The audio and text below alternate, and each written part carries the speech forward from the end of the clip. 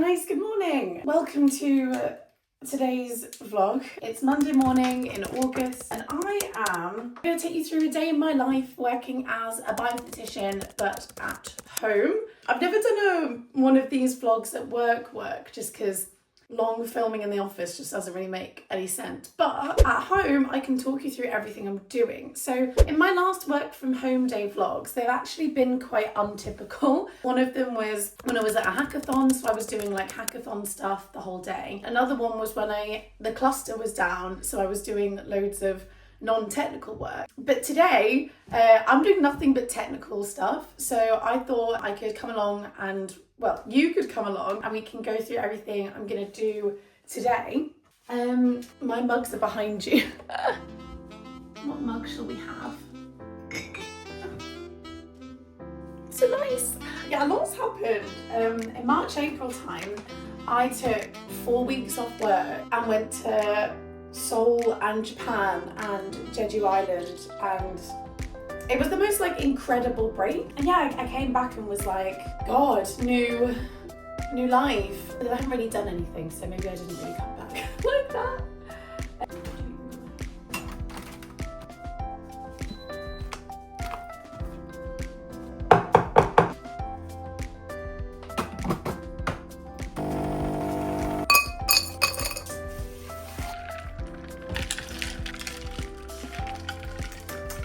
To work now.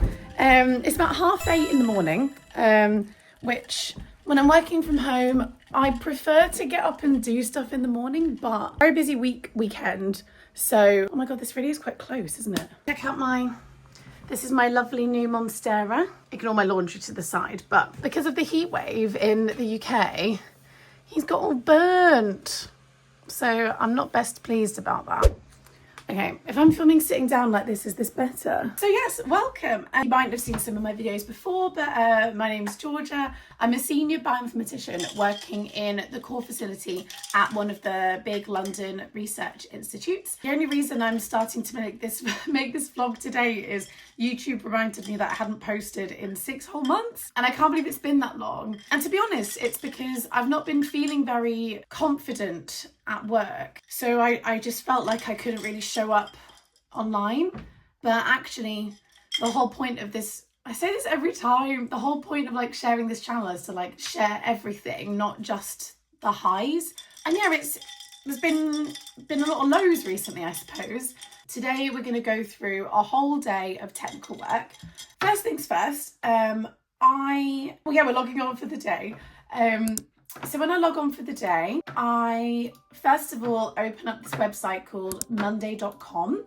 It's basically the way that we track the projects we're working on and the way that we track our time. So it's almost like working in a consultancy, actually. I have to track every hour of my day, and it has to be attributed to either a project that I'm working on, so the scientist and the research group that are funding that, or it has to go towards something called snapshot activities. So things like attending a team meeting, doing skill building, doing public engagement. So I have to attribute my hours to that. We'll populate it as we go, but at the moment I've just got a blank, empty canvas. So what I will do is I will plot into the diary things I already know that are happening, meeting up with a colleague to understand some feedback a bit more clearly, and then I'll have 2 hours of team meetings. One's my one-to-one, and then the other is the team meeting. You can add little descriptions of what it is, and then you can put your category and stuff. So just do this for everything. Friday, I've got data challenge stuff. Yeah, I'm helping out again with the Institute's data challenge, but in the most smallest capacity I can this time. And then I will check my emails. Today is an invite to attend some presentations about people in other core facilities. Really like the guy that's presenting today, but I shouldn't prioritize going to this. But I'll tell you what I will do. The person has also put forward a project for our data challenge. So maybe I will flag it to co-organisers, and if they have time, they can go. because I have so many free hours in my day, I don't automatically think like I should be coding in all of them, but that's what we need to do more of. Yeah, I just need to focus on churning the cog again, rather than these bigger things that, yeah, I mistakenly thought that was where I added value. Anyway, right, back to this. I've been invited to a design meeting. So part of my role as a bioinformatician in the core facility is we will meet with the scientists. We'll have this design meeting, and it's the scientist, the bioinformatics team, and the genomics team. And we'll all meet to make sure that from the bioinformatics side, that the samples that they're collecting and then the choice of sequencing they're doing can answer the scientific questions that they have. So at the moment, I've been in the team 1.5 years. I often mainly go to single cell design meetings. So I have had one of those put in my diary for a couple of weeks. So I won't do anything about it now, but usually the day before I would then read the project brief and make sure I knew, what samples they had, what it is they wanted to find out. And then after we've been to the design meeting, I'd then write up my notes, and then it goes to approval from the management team, and then they sign it off that it's cleared for sequencing. Because you never want to sequence data if you're not gonna, like, your samples aren't gonna get you what you want. Waste of money. So I'll accept that meeting. Oh yes, this will be something we're working on today. I'm starting a new project, and we're going to meet up tomorrow to discuss and have the first meeting. When I'm working in the office, and this is also why I like working from home, I get the off-peak train into work to like hugely save on costs. The train runs on time. I get into the office at like 10:15, and this scientist would like to meet in the morning. Let's chance a 10:30 meeting and hope that the trains are working. Also in the UK, we're in the middle of like a massive heat wave, so it's really unlikely that things run on time. But 15-minute leeway should be in the office by 10:15 tomorrow. So shall we meet at 10:30 at 3rd floor collab space? Actually, what's quite funny, I met the architect, or one of the architects that designed the place, in a pub in Worsley in Manchester, which was just weird. But anyway, our building was designed to like increase loads of collaboration and stuff. Well, we have meeting rooms, but we also have these like massive collab spaces on every floor. So there's loads of like little chairs together and seats together, and it's on our intranet that like you're encouraged to have your meetings in the collab space, so that like people can see what's happening and like ideas can be shared by osmosis. And when I first joined, I was like, this is really strange, but actually it's, as long as it's not a private meeting, it's nice to have the collab space. I'll talk you through that project in a minute actually, because part of today's work will be learning about that, and then we'll add a quick agenda. That appears to be all my boring admin. Now we will begin our analysis. Yeah, this is fine. I spent like the first half an hour just doing like admin-y bits, and then the rest of the day will be only project work. So I said I work from home. I also have to fill out an Excel spreadsheet to say where I'm working from. So yeah, I've updated my work from home on the Excel spreadsheet. I've updated my work from home on the Slack. I'm now logging on to my work VPN. I'm gonna log on and we're gonna add in my credentials. And then basically that means that I can then access all of my work's compute stuff. Is that a response? Yeah! Okay, this is another fun thing to talk about. Glowing, this makes me so happy. I was recently asked to supervise a Nepo student. So we have this thing at my work where you have like there's like a friends and family scheme. Friends and family can come in for a like work experience, which is great for all the people who have connections to academic research institutes. But as someone who went to a state school, went to one of the most underperforming sixth forms in England, and someone who so my grandparents raised me, but by the time I was going through GCSEs, my granddad had passed away, my nan was getting dementia, I had no family support through any career stuff. Having opportunities like this is insane. And what do you mean there's just loads of people's friends, kids, sons, cousins just coming in for a 5-day life-changing week, when how many kids in state schools without those family connections would like die for that. I mean, first of all, my colleague was supposed to be doing it, but he was on holiday. So obviously I was like, I'll of course help you out, like, of course. But if I'm going to do this, I want to do it giving another opportunity to somebody else. I've already got to give up my time to do this, so I'd rather more people gain from that time investment. And also having like 2 students rather than 1 is also helpful. So I recently joined this community called the 93% Club. It's like a community, and their whole hashtag is like state school proud, like made in state school. And it's all about creating this like network of individuals who have gone to state school, but they're like in successful careers, and giving you that kind of alumni network that you get from going to private schools. What's the word? Banged the gavel on the door? Is that a phrase? Basically being like, can I advertise in the 92% Club to get a student in for this work experience? It goes down as my friends and family place, which is funny because obviously like I don't have anyone who has kids who want to get into science. So yeah, I'm using my friends and family place to like advertise in the 93% Club. 93% Club isn't science specific. It's like UK state schools, not necessarily science. So I was really worried that we're not going to get anyone apply, but I've had someone apply, which is really exciting. I am on holiday next week in Budapest, so I am going to have to do all this on holiday. Let's talk technical. I've now got 7 hours of my work day left. Here's the plan. Mondays are often a big work day for me. I always work from home on a Monday now. Often don't get outside recently, so I've put on my active wear because I'm going to go outside at lunch. Anyway, I digress. So, technical stuff on today. I'm working on 2 main projects at the moment. One is coming to an end, and one I am newly starting. So I'm meeting the scientists tomorrow to have the first like project kickoff meeting. So let's talk about the long-standing project. I usually have like 3 to 4 projects on at once, but I've just wrapped up a couple. So I should actually probably go to the queue today and take another.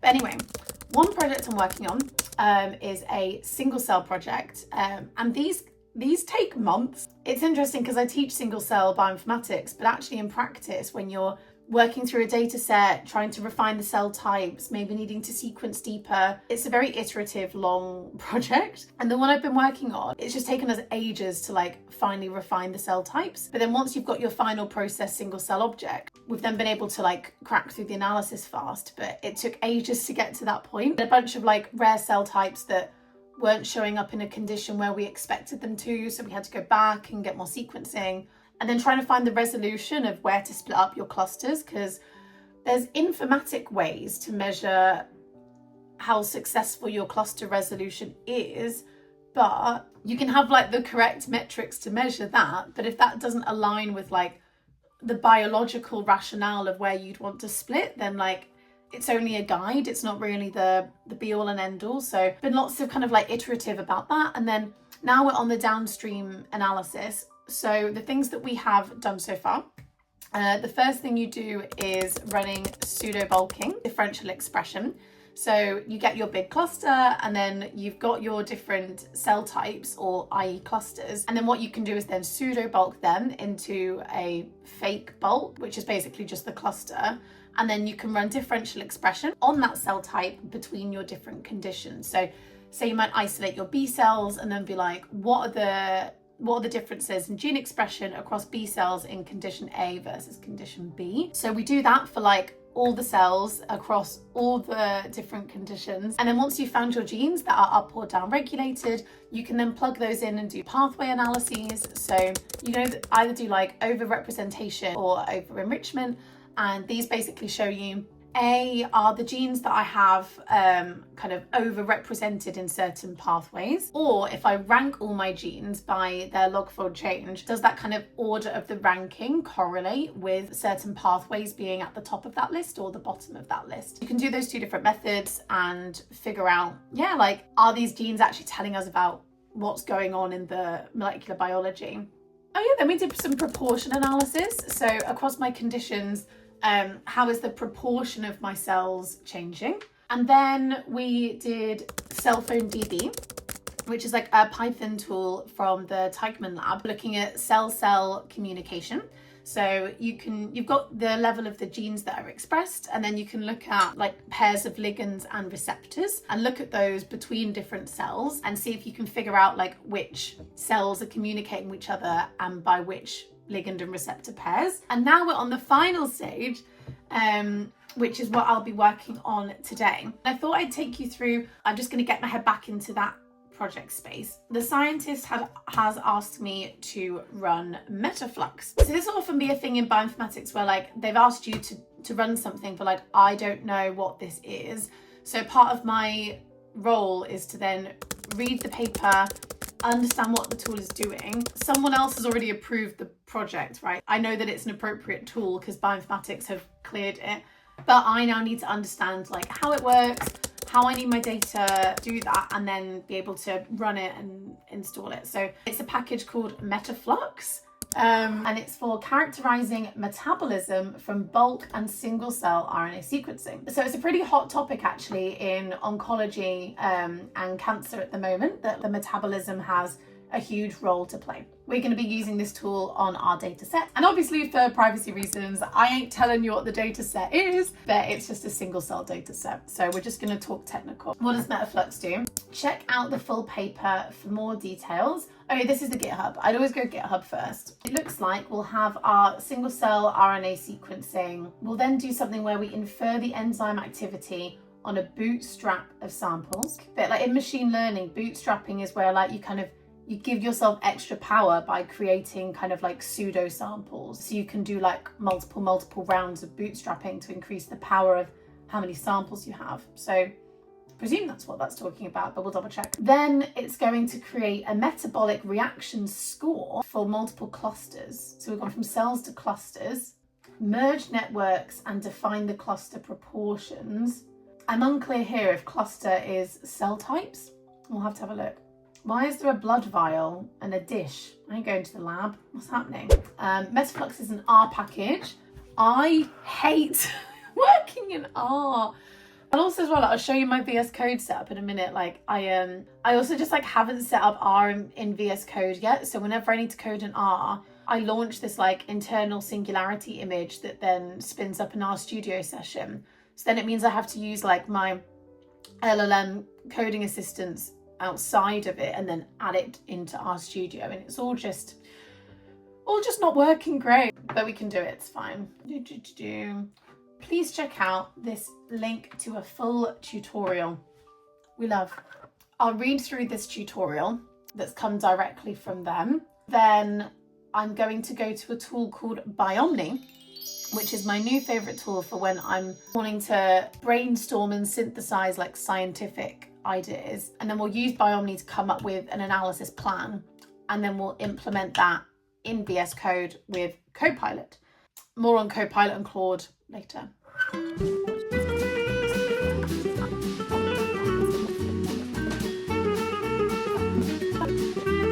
So now we're going to go to Biomni. It's by Bio.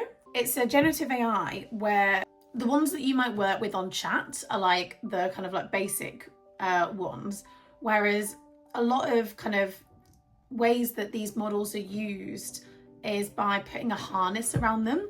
So when you put the harness around the model, this is me chatting shit as well, I haven't even actually looked this up to say, but my understanding is you have the harness around the model that kind of like constrains the way that it can work. So the harness that's built by Biomni Bio is it's got loads of like MCP connectors to specific biological databases, and it's got loads of skills where if you kind of like ask it specific things, it's going to go to its skill library and then do things according to an instruction book basically of how to do X type of analysis. It's a very nicely built for biology generative AI. Oh yeah, so you can use this like on their cloud servers, but I more use it, well yeah, I don't put my data up here. But yeah, look, you can see what I've been doing so far. METAFlux, I was doing this the other week, reviewing foundation models, single cell clustering analysis clarification, cell communication, cell trajectories, AI methods. I'm using this for my more like scientific like brainstorming, which is fun. Should we look at the METAFlux one that I did before, I guess? So yeah, this is the nice kind of interface. This is such a basic prompt. The scientist I'm working with has asked me to run a METAFlux on their samples. And then I've given them the paper and said, I know this is based on human, but others have changed the gene symbols to mouse and it's worked. Describe the package to me and suggest an analysis plan. So I've already kind of said, like, I'm working with a scientist, so it knows I'm the bioinformatician. Create me an analysis plan. And then shows you all the traces. And then you can see what it's actually done. So it's fetched the paper. It's then found the GitHub repository. It's got a solid grasp of the method. It's then pulled that tutorial that we looked at and also checked to see how other people have handled the mouse to human, fetched the tutorial, fetched the mouse to human gene conversion. And yeah, then look at this. So now it's read the Nature Communications paper, both repos, the author's own guidance on mouse data, and a worked mouse example. Here's the proposed plan. So we can now see that I've now got a nice review that I can start reading. So yeah, METAFlux is an R package from Huang et al. Here's a link to the paper if I want to go and read it. That infers genome scale metabolic fluxes from transcriptomics data, either bulk or single cell. I mean, we saw that from the tutorial.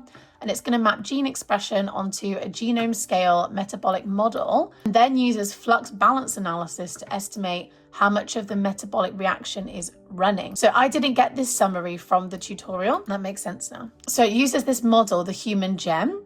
We saw that as the input on the tutorial, 13K reactions and just over 8K metabolites. The algorithm in 4 moves. See, this is the stuff that really helps me out. And then it tells us what our inputs are. So we need bulk, it would be this. Oh my gosh, I didn't even specify if I wanted it on single cell. Oh, bad Georgia.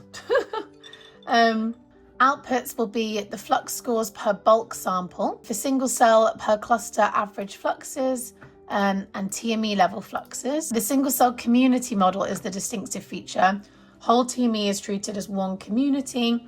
Stratified bootstrap sampling per cell group, takes fractions as inputs, merges per group, can't pronounce that, stoichiometry. Oh my God, that takes me to chemistry level. Shared TMA metabolite reservoir. So we've got 2 implementations. Here we go. Canonical from the original paper, or there's an optimized fork, better maintained. Well, that sounds good to me. What one did we find just from the quick Google? The KChen-lab one. Interesting. So it's told us about this fork. Mouse question. So it's told me on the GitHub issue, authors have confirmed that you can convert gene symbols to the human orthologs and run as is, but they caution that the metabolism differs from human, so interpret with care. And it's telling us that other people have taken this and it's in a published paper. So let's go and let's have a look and see what they're talking about. They're saying that there's an issue. Said it was issue number 2, mouse single cell data, any direction you can point.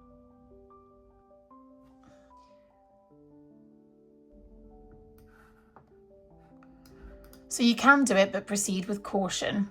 And then, yeah, what's helpful is they've said that this paper, characterizing cancer metabolism from bulk and single cell RNA sequencing data using METAFlux. Wait, is this just not their paper? Yeah, this is their paper. For fuck's sake. But in here, they've compared it to mice, have they? Oh, okay. So in their original paper, they have compared it to mice. They ran it in community-based setting using cell type proportions estimated from single cell. Great. Cool. And yeah, they're saying that there's 2 routes. We can either do gene symbol conversion or we can swap the human gem for the mouse gem. So then what's the proposed analysis framework? Since I didn't specify whether it's bulk or single cell, but that's why I like, it doesn't just assume things, you know. But yeah, so then now the plan is data intake and QC. So we'll do bulk or single cell, standard QC, but I've already done my standard QC. But yeah, check that the clusters aren't too small for doing METAFlux, build the ortholog mapping. I need to define my medium selection, pathway aggregation. And then I've said, what details do you need from me? So then it needs to know these things: modality, are we doing bulk or single cell? Data location and format. So for this one, I don't upload the data to biomni. So I'll tell it that I'm not going to upload the data. Tell it what route to handle the mouse with, tell it about the experimental design and what the question is that we're trying to answer. And then telling it, what the cell type column it's called. And then it wants to know if it needs to normalize the data, but I'm not letting it do the work, so it doesn't need to know this. So then I could then go back in and answer being like, oh, it's going to be single cell, all take root A. I've got multiple conditions, other. But for some reason I typed it in, maybe it was being funny. So yeah, I told it what I wanted to do. And then it needed more information. How are your 6 groups organized? What are the labels and the groups? What comparisons do you want to do? What's the key biological question? I'm not going to show you the next bit, but you see what I mean? It's you work through the plan, and then I'm able to run it. So then it's made me this like single cell analysis plan where it lists all my samples, start broad, and then it's made me like a multi-step plan. So step 1 is Python processing. So we're going to export the ANData object, make sure that the counts are in the correct format. And then for each of the different mice, we're just going to save them all as CSV files.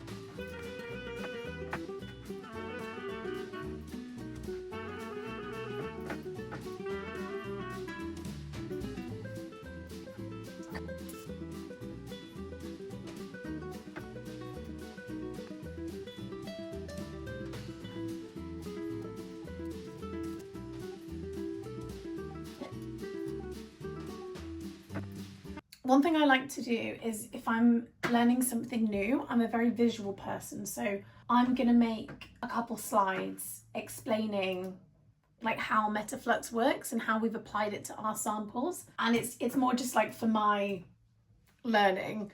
Currently submitted it as an S-batch job. Just working through some bugs now, but while that is running, yeah, I'm going to start making my kind of like visual description of how the tool works.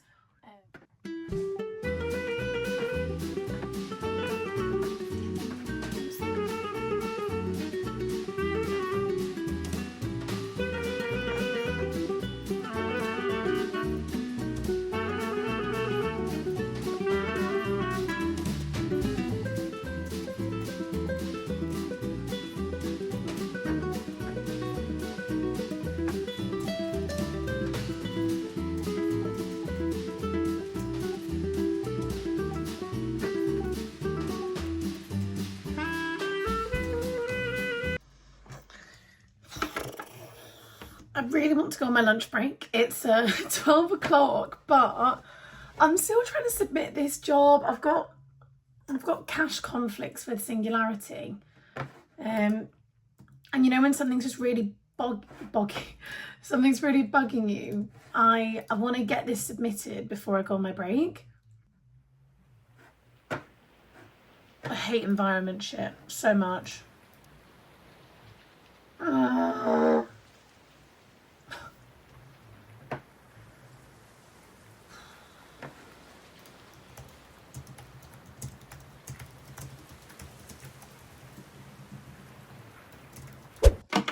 Oh my Christ, I think it's...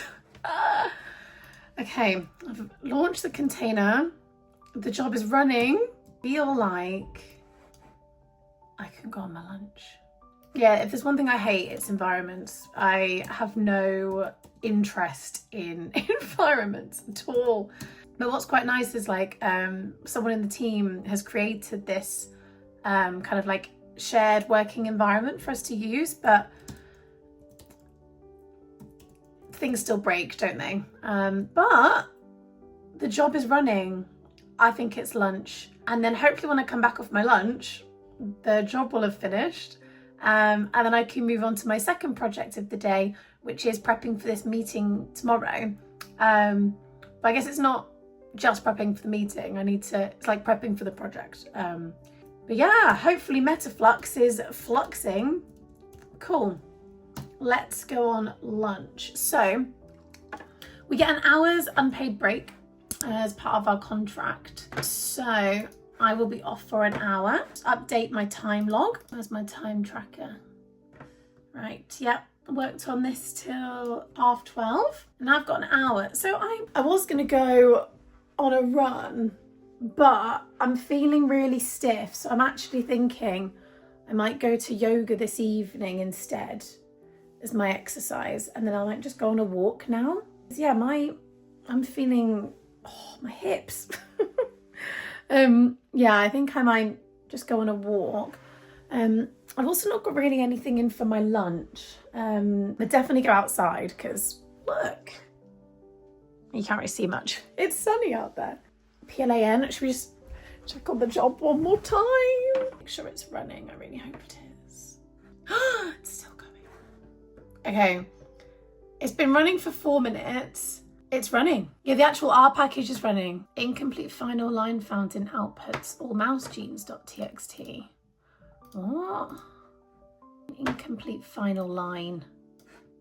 Looks fine to me. Weird. I'm gonna leave it. I reckon it's fine.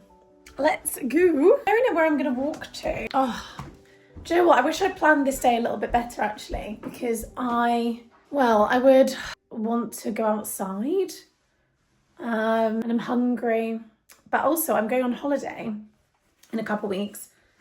No, I'm going on holiday on Sunday. So I would like to have gone to the charity shops. There's one charity shop that's walkable on a lunch break. Nice. I'm going to walk up Mill Road, go to the charity shops. Perfect. Okay. This lunch is working out well. Present.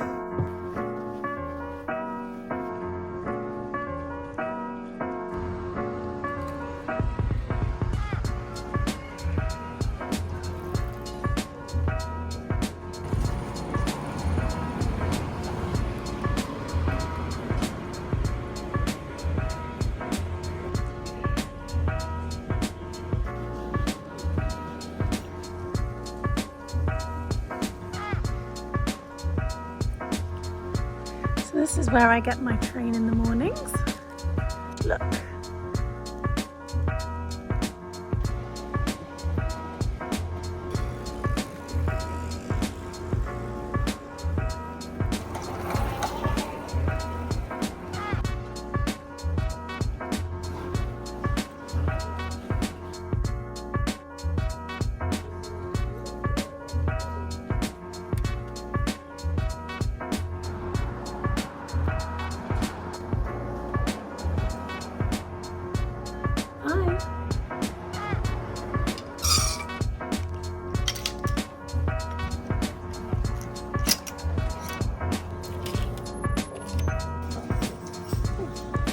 Success.